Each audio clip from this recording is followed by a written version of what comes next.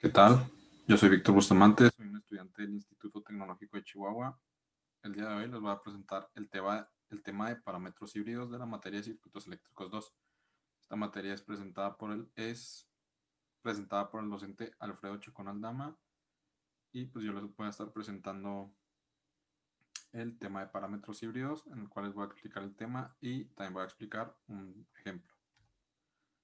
Parámetros híbridos. Los parámetros híbridos también son llamados parámetros H. Cuando los parámetros Z y Y de una red no existen, es necesario acudir a los parámetros híbridos, los cuales se basan en convertir a B1 e I2 en variables dependientes. Con base en lo anterior, los parámetros híbridos se pueden describir matemáticamente como B1 igual a H11 por I1 más H12 por B2 e I2 igual a H21 por I1 más H22 por B2. ¿Qué utilidad tienen? Los parámetros H son muy útiles en el análisis de electrónica y circuitos eléctricos, donde se conectan transistores y componentes electrónicos. En estos circuitos a veces es difícil medir los parámetros Z y los parámetros Y, pero los parámetros H se pueden medir de una manera mucho más fácil. Procedimiento. El procedimiento de cálculo para la determinación de los parámetros H es análogo al de los parámetros Y. En resumen, es aplicar una fuente de corriente o de tensión en el puerto de entrada apropiado, poniendo en cortocircuito o circuito abierto el otro puerto. Se pueden establecer las siguientes relaciones de los parámetros como H11, H12, H21 y H22.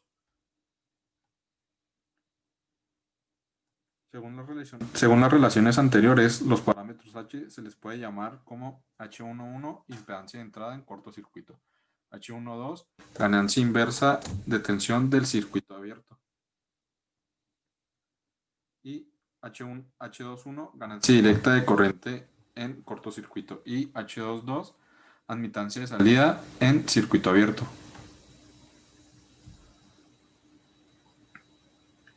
Ejemplo. Este ejemplo yo considero que es muy importante porque es aplicable a la vida cotidiana. En este ejemplo dice que en una instalación telefónica está compuesta por un cuadripolo transmisor, un generador y un receptor. Nos piden calcular la impedancia del receptor de forma que reciba la máxima potencia, la potencia y hallar los parámetros de impedancia. Este es el circuito que se va a analizar a lo largo del problema. Como pueden ver, tenemos un voltaje de 1 con ángulo de 0. Y pues estos son los componentes del circuito. Lo primero es calcular las impedancias Z1, Z2 y Z3. Aquí las tenemos ya calculadas, 2740 más J100. Como podemos observar, la 1 y la 2 son iguales y la 3 es menos J16100. Sustituyendo la fuente de voltaje por una de corriente, como se había mencionado en el procedimiento, se obtiene que 1 sobre la impedancia. Y obteniendo esto, podemos calcular la impedancia de Thevenin, la cual sería la impedancia total. Aquí tenemos los datos para calcularla y nos quedaría el resultado 4830 menos J265. Y aplicando el teorema de transferencia máxima, obtenemos que la impedancia del receptor de forma que reciba la máxima potencia es igual a la impedancia o que es igual a la impedancia total.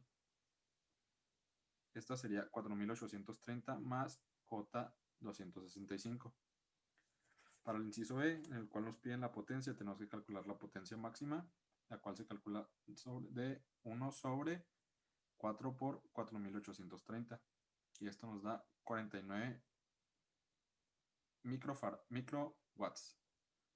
Y el inciso C nos pide que hallemos los parámetros de la impedancia, los cuales son los que ya hemos calculado anteriormente, los cuales son Z11, Z12 y Z22. En esta ocasión nos piden parámetros de la impedancia, que también pueden ser en parámetros de H o parámetros híbridos, que sería lo mismo. Y eso sería todo por mi parte.